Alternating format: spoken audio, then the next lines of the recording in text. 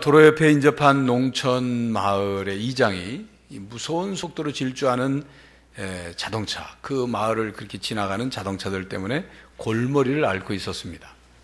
마을 사람이 이 질주하는 자동차의 소음 때문에 마을이 이렇게 평온하지가 않았고, 또 이 가축도 이 스트레스를 받아서 잘 자라지도 않고 닭은 이상한 달걀을 낳는 것이었습니다. 또한 도로를 가로질러서 이제 논밭에 일하러 갈 때 너무 이 질주하는 차들 때문에 위험해서 마을 사람들이 늘 위험을 느꼈습니다. 마을 이장으로서 이 질주하는 자동차의 문제를 해결하긴 해야겠고 해서 며칠간 고민한 끝에 좋은 아이디어가 떠올랐습니다. 마을 앞 도로가에 눈에 확 띄일 정도로 큰 표지판에 글씨를 써 놓고 설치를 했습니다. 그러자 즉시 효과가 나타났습니다. 차들이 그 마을 앞에 이르게 되면 갑자기 속도를 줄이고 아이의 거북이 기어가듯이 천천히 차가 가는 것이었습니다. 이장님의 아이디어가 대성공을 한 거죠. 마을 앞 그 도로가에 설치해놓은 큰 표지판에 도대체 이장님이 뭐라고 크게 써놨길래 달리던 자동차들이 속도를 줄였냐면, 나체촌 마을 입구 차 안에서도 볼 수 있음, 그렇게 해서 달리다가 나체촌 마을에서 뭐 볼 거 있나 싶어가지고 갑자기 속도를 줄여서 쳐다보면서 가더라, 그 얘기죠. 문제는 여하튼 해결됐습니다. 문제를 해결하는 방법은 여러 가지 방법이 있을 수 있습니다. 그러나 문제 해결이 일시적으로 해결되었다가 다시 문제가 생기는 그런 미봉적 해결은 궁극적인 해결이 아닙니다. 영구적인 해결이 필요하죠. 어떤 문제의 한 부분만, 일부분만을 해결하는 부분적 해결 또한 궁극적인 해결이 아닙니다. 그 전체적으로 총체적인 해결이 필요하죠. 우리가 이 땅에 사는 동안 하나님 나라를 맛보면서 살아가면서 하나님 나라의 완성을 우리가 소망하는 것은 우리 인간의 문제가 총체적으로 완전히 해결되는 그런 나라에서 살고 싶기 때문입니다. 총체적 해결, 그것이 필요하다, 그 말이에요. 교회 여러분, 왜 성탄절이 기쁘고 즐겁고 중요한 절기인지를 알려면 예수님께서 왜 이 세상에 오셨는지, 이 세상에 오셔서 무엇을 하셨는지를 바르게 알면 됩니다.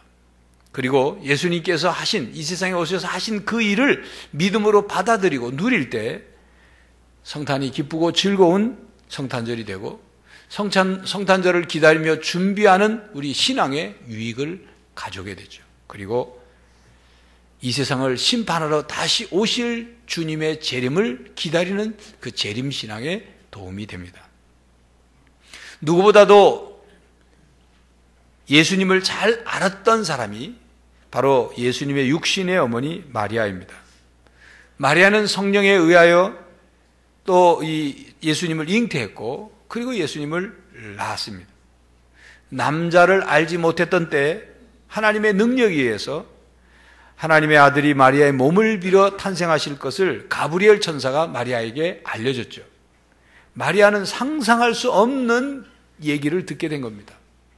그럼에도 불구하고 마리아는 하나님에 대한 전적인 순종과 그리고 자기의 생명과 자기의 삶 전체를 내어 바치는 헌신으로, 그리고 결단으로 자신의 몸을 통해서 메시아가 이 땅에 태어나게 된 것입니다. 오늘 본문 말씀은 가브리엘 천사로부터 메시아의 잉태 소식을 들은 이 마리아가 세례 요한을 잉태했다는 그 친척인 엘리사벳을 찾아가서 이제 하나님의 그 하신 일에 대해서 하나님을 찬양하고 신앙 고백적인 찬가의 내용, 노래가 바로 오늘 본문 내용입니다. 마리아의 이 찬가의 내용 속을 들여다보면 마리아는 자신의 몸을 통해서 이루시는 하나님의 거대한 비전을 깨닫고 있었습니다. 하나님의 위대한 목적, 그리고 하나님의 백성을 향한 하나님의 마음이 어떠한지를 마리아는 정확하게 알고 있었어요. 그래서 자신의 몸을 통해 이 땅에 오시는 성자 하나님 예수님이 누구신지, 예수님이 오셔서 어떤 일을 하실지를 정확히 알고 있었음을 우리는 말씀을 통해 발견해 볼 수 있습니다. 마리아는 예수님이 구주이심을 알고 믿었습니다. 47절에 마리아는 하나님을 구주로 고백하고 있습니다. 그리고 49절 이하에는 구주 되신 하나님께서 마리아를 통해서 이 세상에 태어나실 그 예수님이 구주이심을 노래하고 있습니다. 구주란 구원자, 구속자, 구세주와 비슷한 뜻입니다. 구원하시는 주란 뜻이죠. 구주란. 구약 성경에서는 하나님께서 자기 백성을 어려운 어떤 상황에서 건져주시고 구원을 이루시는 그런 분이라는 뜻으로 구주라는 말을 썼습니다.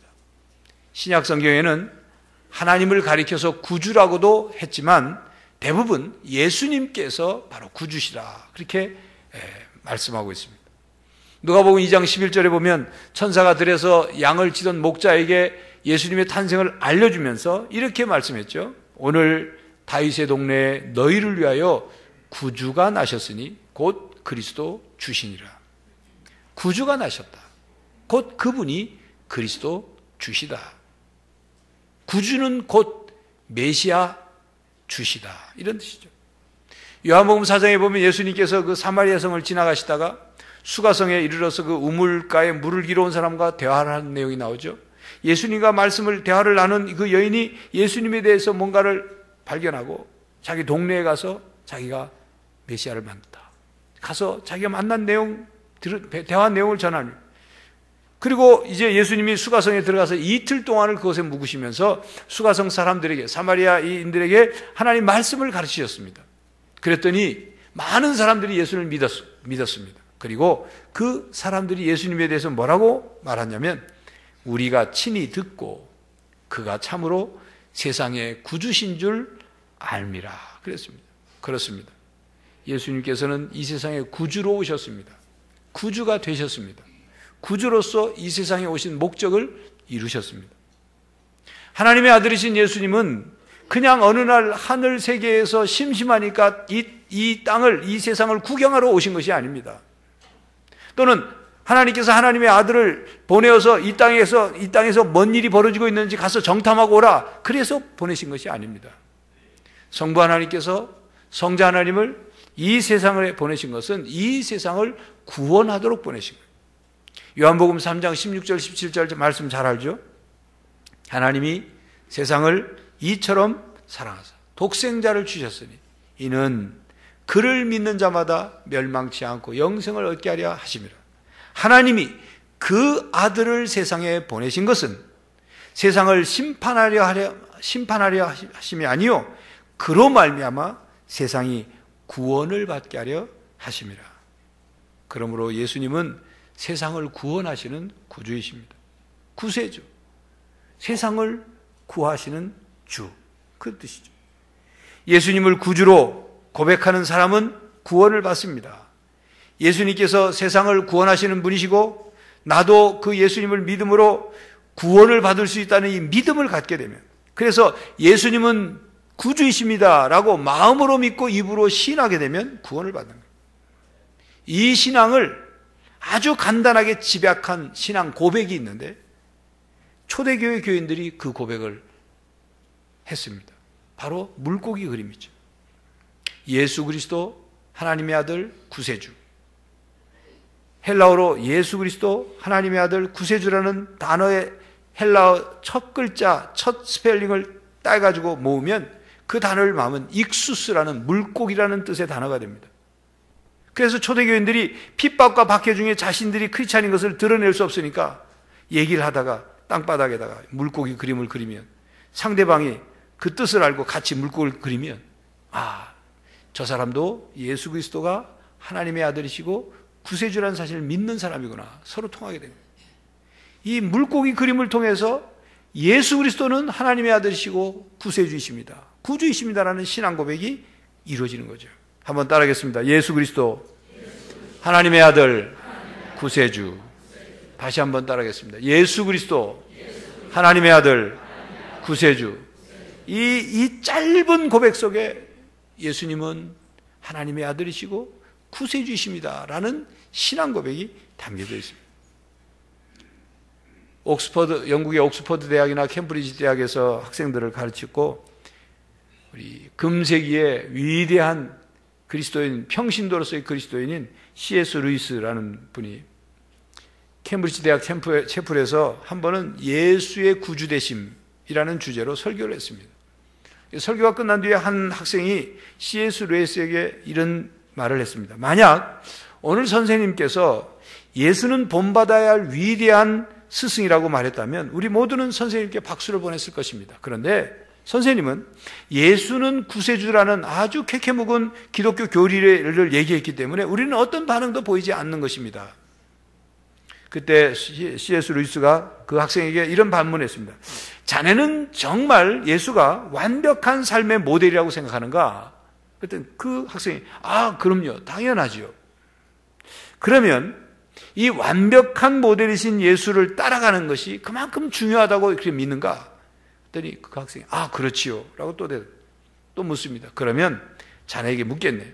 자네는 도덕적으로 완벽한 모델이신 예수를 자네가 완전하게 따라갈 수 있다고 생각하는가? 이 청년이 가만 생각하되 완전하게 따라갈 수는 없을 것 같은데요. C.S. 루이스가 또 묻습니다. 그러면 자네도 도덕적인 실패가 있다는 사실을 인정하는구만. 그렇다면 자네의 삶 속에서 그동안 살아오면서 실수도 있었고 완벽한 삶을 살지 못했다는 것, 죄가 있었다는 사실을 인정하는가? 그랬더니 그 학생이 인정하지요.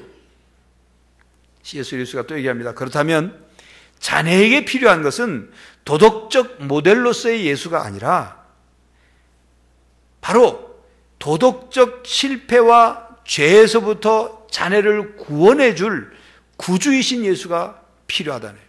죄인에게는 도덕적 모델로서의 예수가 필요한 것이 아니라 구주 예수가 필요하다네. 구주이신 예수 그리스도를 만난 뒤에, 그래서 구원받은 뒤에 비로소 그분은 자네에게 도덕적 모델이 될 수 있네. 이런 말을 했어요. 그렇습니다. 예수님은 단순한 도덕적인 모델이 되거나 훌륭한 교훈과 사상을 가르치기 위해서 이 세상에 오신 것이 아니라 이 세상을 구원하러 오셨어요. 이 세상을 구원하러 오신 주님이시다. 그 말입니다. 오늘 본문 49절에서 55절의 말씀 내용은 구주로 오신 성자 하나님께서 무엇을 하실지를 고백한 말씀입니다. 성경 말씀을 우리 함께 읽도록 하겠습니다. 시작. 능하신 이가 큰 일을 내게 행하셨으니 그 이름이 거룩하시며 긍휼하심이 두려워하는 자에게 대대로 이르는도다. 그의 팔로 힘을 보이사 마음의 생각이 교만한 자들을 흩으셨고 권세 있는 자를 그 위에서 내리치셨으며 비천한 자를 높이셨고 줄이는 자를 좋은 것으로 배불리셨으며 부자는 빈손으로 보내셨도다. 그 종 이스라엘을 도우사 긍휼히 여기시고 기억하시되 우리 조상에게 말씀하신 것과 같이 아브라함과 그 자손에게 영원히 하시려다 하니라. 49절부터 55절까지 말씀을 한마디로 정리하면 예수님은 우리 인간을 구원하러 오셨습니다. 이 말이에요. 왜 그렇게 요약할 수 있느냐 하면 여러분, 많은 사람들이 구원이라는 단어를 좁은 의미의 구원으로 이해하는 경우가 많습니다. 구원이란 단지 죽은 후에 천국에 들어가는 것, 이게 구원이라는 거 생각하는 것. 성경에서 말하는 구원은 단지 죽은 후에 천국에 들어가는 것, 그것만을 이야기하지 않습니다. 구약 성경에서 구원이라는 단어를 사용한 것을 보면 노예 상태에서부터 해방시켜주는 것, 위험에 빠진 사람이나 나라를 구해주는 것, 자연재해나 적의 침략과 같은 실제적이고 역사적인 상황에서 구해주는 것, 원수로부터, 환난으로부터, 온갖 두려움과 질병으로부터 구원받는 것, 이것을 구원이라고 구약 성경에 말하고 있습니다. 신약 성경에는 죄와 죽음 그리고 사탄의 권세로부터 구해내는 것, 거기에 구원이라는 단어를 많이 사용했지만 실제로 구원을 받는 그 내용 속에 보면 하나님과 인간이 화목하게 되고, 그래서 사람은 하나님의 자녀로서 새로운 상태 신분에 놓이게 되고, 그리고 그 하나님의 자녀들에게 하나님의 유업을 약속으로 주실 것이고, 그리고 이 세상에 살아가는 동안 신체적, 물질적, 경제적, 그리고 정신적, 영적, 그리고 사회적, 인간관계에 관한 그런 모든 면에서의 도움을 받고 구원받는 것, 그것을 의미합니다. 다시 말하면 전인적 구원, 총체적 구원을 의미합니다. 예수님의 구원은 총체적 구원입니다. 죽은 뒤에 들어가는 천국, 그것만이 아니고 이 땅에서부터 누리는 구원이에요. 그렇기 때문에 본문 마리아의 찬가 내용에 담겨진 말씀에 보면 50절에 두려움 속에 있는 자에게 긍휼을 베푸신다. 또 51절에 보면 허세를 부리는 교만한 자를 흩으시고, 52절에 오만한 권세 있는 자들을 내리치시고 고통당하는 비천한 자를 높이시고, 53절에 보면 배고픈 자를 배부르게 하시고 욕심쟁이 부자를 빈손으로 보내신다. 그게 말씀하거든요. 구주이신 예수님이 구체적으로 우리의 삶의 모든 분야에 어떻게 무엇을 행하실지를 말씀하고 있습니다. 여러분, 20세기에는 인간의 문제를 해결해서 인간을 행복하게 만들고자 했던 노력이 크게 두 가지 노력이 있었습니다. 하나는 혁명을 통해서 인간의 문제를 해결하고 살기 좋은 세상을 만들겠다는 공산주의 혁명이었어요.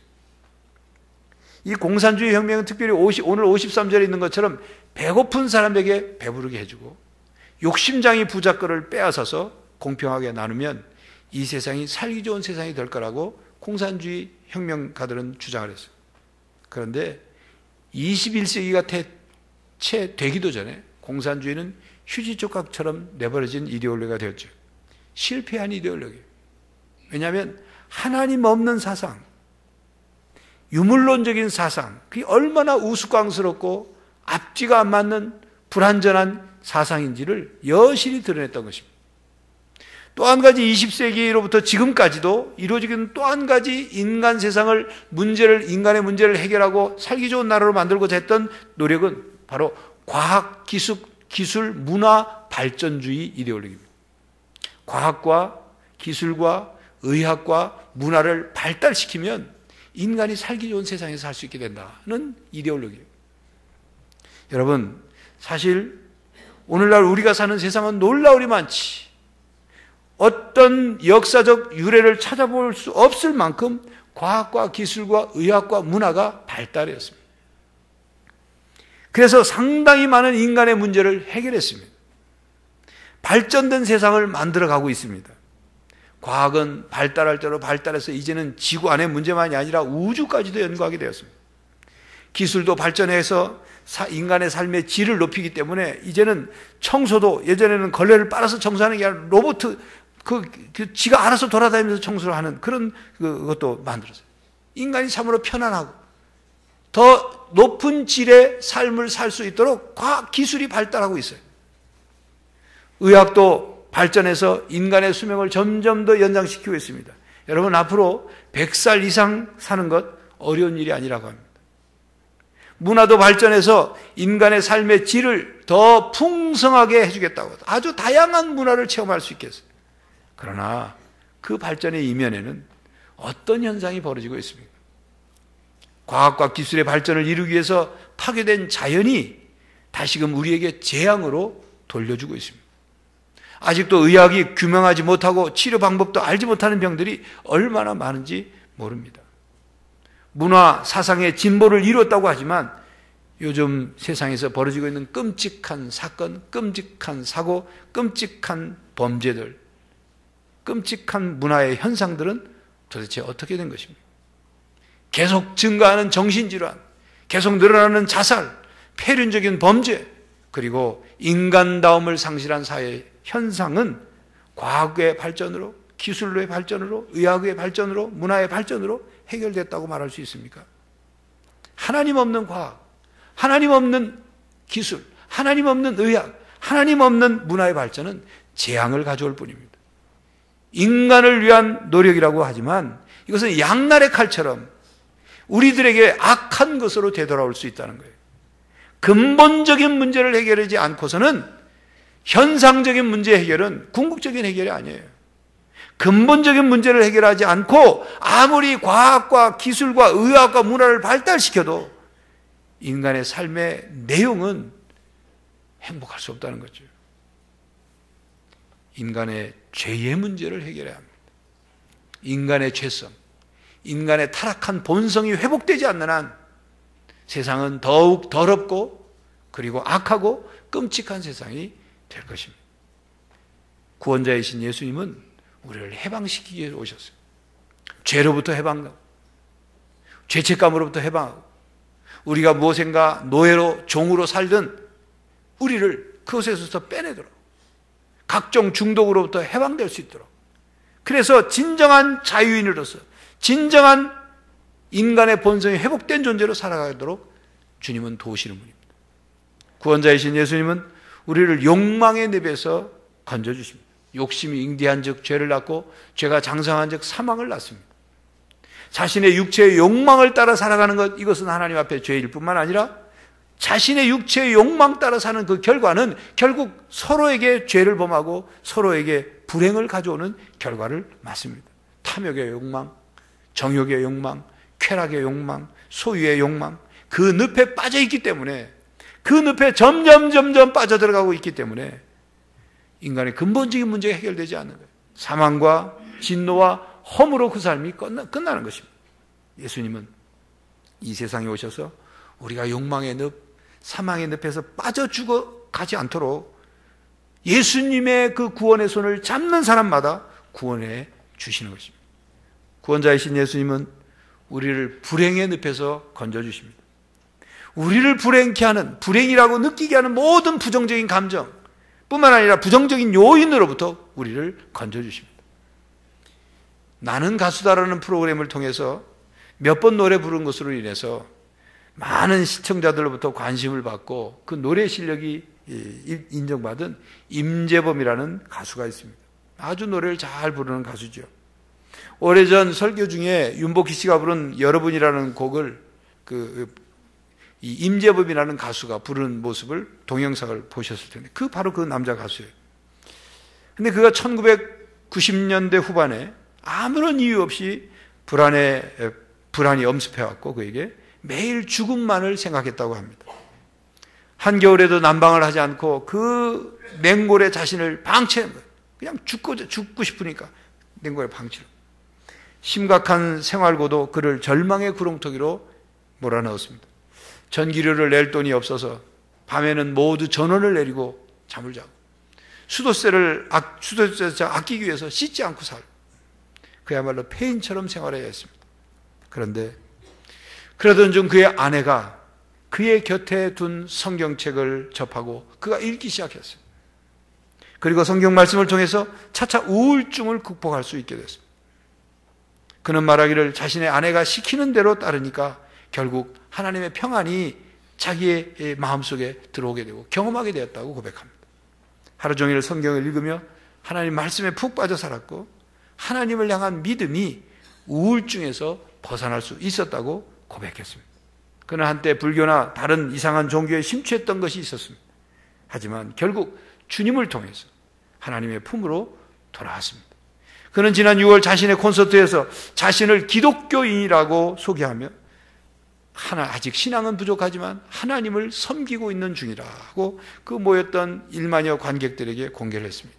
여러분, 불안과 두려움과 허무와 같은 이 부정적인 감정으로부터 우리가 그 불행의 늪에서 빠져나올 수 있는 오직 유일한 길은 오직 예수님 한 분뿐인 것입니다.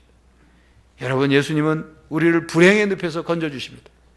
누구나 손을 내밀면 예수님의 손을 잡기만 하면 욕망의 늪에서 불행의 늪에서 우리를 건져주십니다.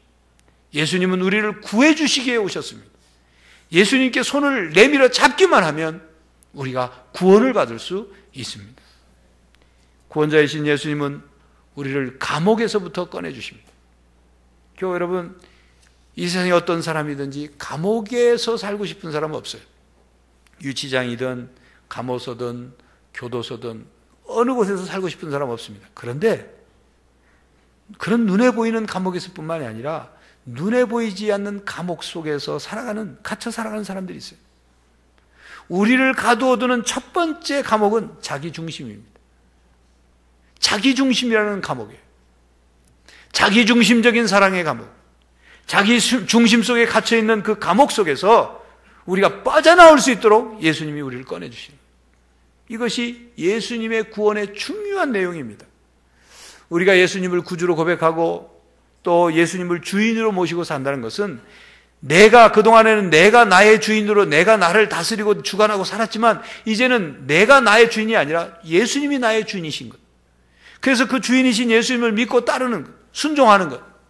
그 삶이 신앙 삶이죠. 이걸 다른 말로 말하면 뭐냐?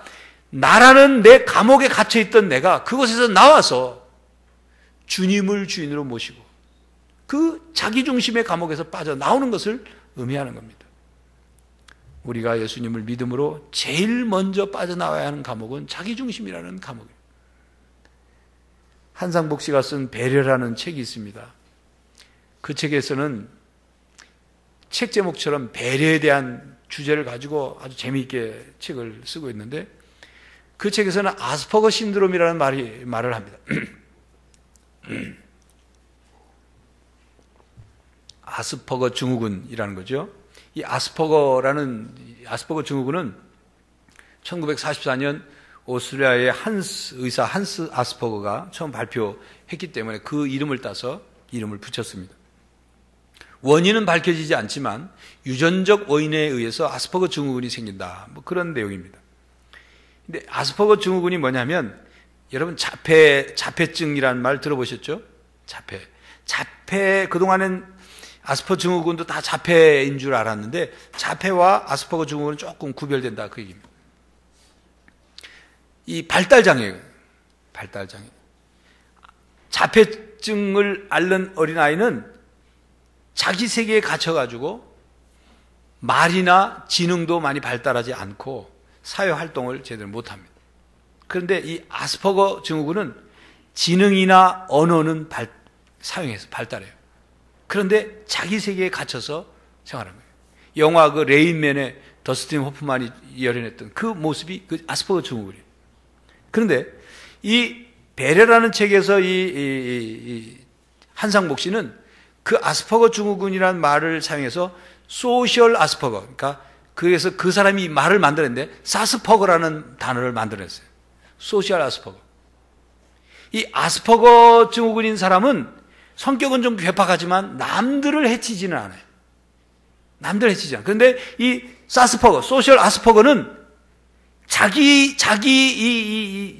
자신에게는 한없이 관대하고 다른 사람에게는 무자비한 사람. 이기적인 범주를 넘어서서 남에 대한 최소한 예의조차도 없고 그리고 남에 대한 배려가 전혀 없는 사람. 자기 목적, 자기 유익, 자기 욕심을 채우는 데만 몰두하는 사람. 남이 어떻게 되든.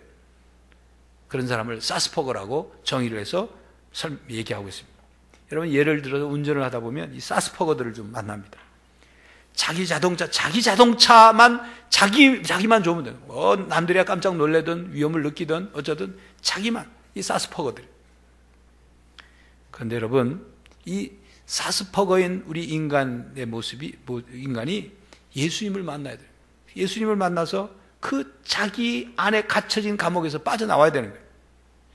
그런데 여러분 혹시 여러분은 사스퍼거는 아닙니까?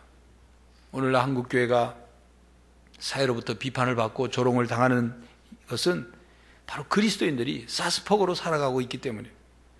은혜로 구원을 받았고 자기는 언제든지 죄를 하나님께 고백하면 용서를 받을 수 있다는 생각만 하고 남들이 어떻게 됐든 또 죄를 지면 용서받으면 되니까 함부로 자기 욕심대로 살아가는, 자기 중심적으로 살아가는. 그러니까 세상 사람들이 당신들은 예수를 믿는다고 하면서 예수의 모습은 보이지 않고 왜 사스퍼거로 살아갑니까? 그 손가락질인 것입니다. 여러분, 우리가 우리 자기 중심이라는 감옥에서 빠져나와야 그래야 예수님을 믿던, 예수님을 따르던 예수님을 닮을 수 있는 거예요. 주님은 우리를 자기 중심의 감옥에서 꺼내주시기 위해서 이 세상에 오셨습니다. 구원자이신 예수님은 우리를 분노와 증오와 복수심의 감옥에서 꺼내주시기 위해 오셨습니다. 예수님은 십자가의 사랑을 보여주셨고 우리를 용서해 주시는 사랑을 베푸셨어요. 그 예수님의 십자가의 사랑을 받고 깨달은 사람은 예수님의 십자가의 사랑의 힘으로 말미암아 용서할 수 있는 거예요. 용서를 통해서 우리의 분노와 증오와 복수심의 감옥에서 빠져나올 수 있는 것입니다. 여러분, 우리가 살아가면서 억울한 일 겪지 않는 사람이 어디 있겠어요? 상처받지 않는 사람이 어디 있겠어요? 미움과 증오가 치밀어 올리듯이 복수하고 싶은 그런 상황을 겪지 않는 사람이 어디 있겠어요? 그러나 그 모든 것에 대해서 복수하고자 미움과 분노와 복수심에 가득 찬다면 그건 우리 자신을 복수심의 감옥에 가두는 거예요. 그것을 빠져나올 수 없게 되는 것입니다. 복수심을 해결할 수 있는 방법은 복수가 아니라 용서입니다. 복수한다고 해서 잠시 감정적으로는 시원할지 모르지만 그 이후에는 계속 또 다른 그 상처, 복수의 그것으로 인한 상처가 자기를 괴롭히게 됩니다. 예수님은 사랑의 혁명으로 우리를 증오와 또 복수심의 감옥에서 구해주셨습니다. 겨우 여러분, 예수님의 사랑으로 분노와 증오와 복수심의 감옥에서 나올 수 있기를 바랍니다. 구원자 예수님은 우리의 질병을 고쳐주시고 상처를 치유해주십니다. 귀신을 내어 쫓으십니다. 예수님은 이 세상의 모든 권세와 능력보다 뛰어나신 분이십니다. 그들을 복종시키시는 주님이십니다. 그 예수님께서 우리들에게 예수님의 이름을 사용할 수 있는 권한을 주셨어요. 예수님을 믿는 사람들은 바로 누구든지 예수 그리스도의 이름 속에 담겨져 있는 권세를 사용할 수 있는 권한을 주셨어요. 그래서 예수님의 이름으로 명하노니 병만은 떠나갈지어다. 예수님의 이름과 성령의 권능을 의지하여 명하노니 무슨 질병은 깨끗이 나을지어다. 명령하고 선포하고 믿음으로 기도할 때 우리 자신이 병을 고칠 수 있는 능력이 있어서가 아니라 예수님의 능력이 그 예수님의 이름 속에서 역사함으로 믿음으로 그 이름을 사용하는 사람에게 치유와 놀라운 회복의 은혜를 베풀고 주시는 것입니다.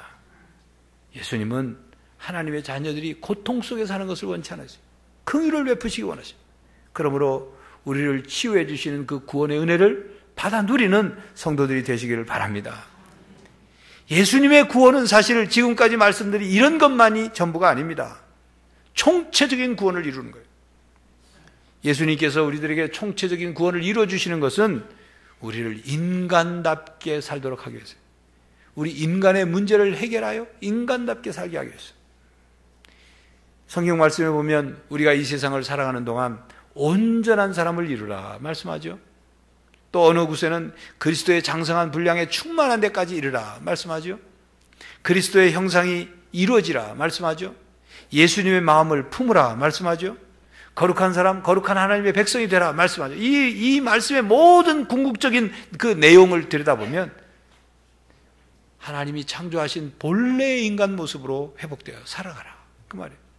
죄로 타락해서 그 죄로 말미암아 인간 세상에 이루어지는 끔찍한 범죄와 불행과 고통들, 이것들을 버리고 예수님이 회복해 주시는 참 인간의 모습으로 살아가라 그 말씀입니다. 예수님이 하나님의 뜻을 이 땅에 이루시는데 바로 그 하나님의 뜻이란 뭐냐? 궁극적으로 인간의 모습이 회복되고 인간다운 삶을 살고 인간 세상의 행복을 누리고 그리고 문제를 해결하며 살아라 그 말씀이거든요. 하나님께서 우리들을 도우시고 치유하시고 해방하시고 구원하여 주시기를 원하시는 거예요. 이게 하나님의 뜻입니다. 우리가 하나님의 뜻이 이 땅에 임하는 것 무엇을 의미합니까? 하나님 나라가 임하는 건데 그 하나님 나라에서는 결국 하나님의 통치로 인해서 우리 인간이 궁극적으로 행복하게 사는 것, 그것을 원하시는 거예요. 예수님은 인간 세상의 근본적이면서도 총체적인 문제 해결을 위해 이 세상에 오셨습니다. 궁극적인 문제 해결을 위해서 이 세상에 오셨습니다. 오늘도 그 주님이 우리를 도우시고 구원하여 주십니다. 오늘은 대강절 세 번째 주일이자 성서주일입니다. 하나님의 말씀인 성경을 통해서 예수님이 누구신지, 예수님이 무엇을 행하셨는지, 예수님이 우리에게 구체적으로 어떤 구원을 주셨는지를 깨닫고 믿으시기를 바랍니다. 그래서 우리 삶의 모든 문제를 해결해 주시고 구원해 주시는 주님을 마음속에 모시고 우리 인생의 모든 면에서 총체적인 구원을 이루고 맛보며 사는 성도들이 되시기를 간절히 바랍니다. 기도하겠습니다. 하나님, 우리의 삶에 끊임없이 발생하는 문제들, 아픔들, 고통들, 불행들, 능히 그것을 해결받기 위하여 주님 앞에 손을 내밉니다. 입술을 열어 기도합니다. 우리의 마음을 내어드립니다. 주님 오셔서 구주가 되어주시고 우리 삶의 모든 분야에 총체적인 구원을 이루어 주시옵소서. 날마다 우리가 겪는, 날마다 우리가 만나는 문제와 고통들, 주님, 오직 주님만이 해결자이시오니 주님 우리 가운데 주인이 되셔서 우리의 삶의 문제를 해결하여 주시옵소서. 예수 그리스도의 이름으로 기도하옵나이다. 아멘.